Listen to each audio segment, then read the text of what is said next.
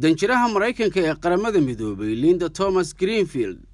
oo shir jaraa'id ku qabatay magaalada Kampala kadib kulan ay la qaadatay madaxweynaha Uganda Yoweri Museveni ayaa xustay in Ruushka laga iibsan karo agabka beeraha sida bacriminta, qamadiga iyo wixii la mid oo kaliya. Linda Thomas Greenfield oo la hadlaysa dalalka Afrika waxa ay tiri sidan: wadamada Afrika waxay xor u yihiin inay ka iibsadaan waxyaabaha daruuriga ah Ruushka,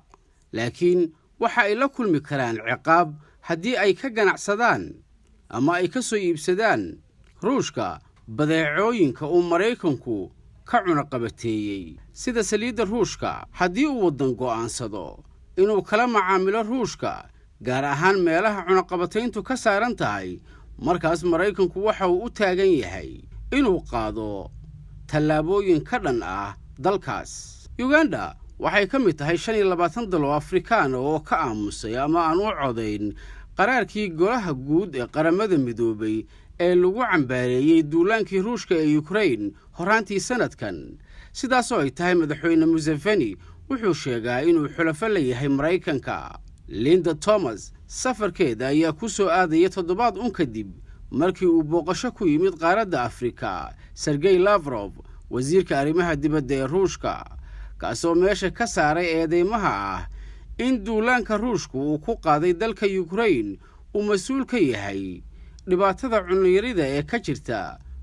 dalalka Soomaaliya iyo Koonfurta Suudaan iyo dalal kale oo qaaraddan Afrika ah. Halka Mareykanka iyo reer galbeedku ay Ruushka ku eedeynayaan inuu sababay baahida iyo cunno-yaraanta ka jirta dalal Afrikaan ah oo ay Soomaaliya ku jirto. Wasiirka arrimaha dibadda ee Ruushka Sergey Lavrov ayaa taa beddelkeeda waxa uu ku eedeeyay cunno-yarida ka jirta suuqa falcelinta aan ku filayn ee reer galbeedka kadib markii ay ku dhawaaqeen cunaqabataynta kadib duulaankii Ruushka ee Ukraine. Danjire Linda Thomas Greenfield, ergeyga dowladda Mareykanka ugu qaabilsan qaramada midoobay, ayaa ku dhawaaqday inay $120 milyan oo gargaar bini'aadanimo ah Mareykanku siinayo qaaradda Afrika, waxayna sheegtay in lacagahan lagu taageerayo qaxootiga iyo barakacayaasha Afrika. Sababta ku riixaysa in Mareykanku Afrika ku taageero lacagahan ayay ku sheegtay inay tahay qiimaha cunnada ee dunida oo 23%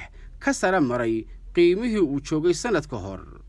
Waxay tilmaantay in sare u kacaasi uu si daran u saameeyay dalalka Afrika ee saxaraha ka hooseeya, waxayna intaas ku dartay in qiimaha cuntada lagu iibsado ay sare u kacday ilaa iyo 40%. Linda, marka laga soo tago inay tahay ergeyga dowladda Mareykanka ugu qaabilsan qaramada midoobay, sidoo kale waa xubin ka tirsan golaha wasiirada ee madaxweyne Joe Biden. Linda waxay safar qaadanaya dhowr maalmood ku joogtaa qaaradda Afrika, iyadoo booqanaysa dhowr dal oo Afrikaan ah.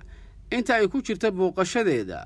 waxay kulamadeeda diiradda ku saaraysaa saamaynta cuntada ee dunida iyo amni darrada ka jirta qaaradda Afrika meelo ka mid ah.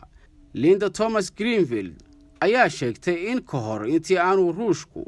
oo ah soo saaraha ugu weyn ee sarreenka, saliidda iyo khudradda dunida, aanu weerarka ku qaadin dalka Ukraine, in isla xilligaasba ay ilaa iyo 190 milyan oo qof ay la daalaadhacayeen cuntayari soo food saartay oo ka dhalatay xanuunkii safmareenka ahaa ee COVID-19.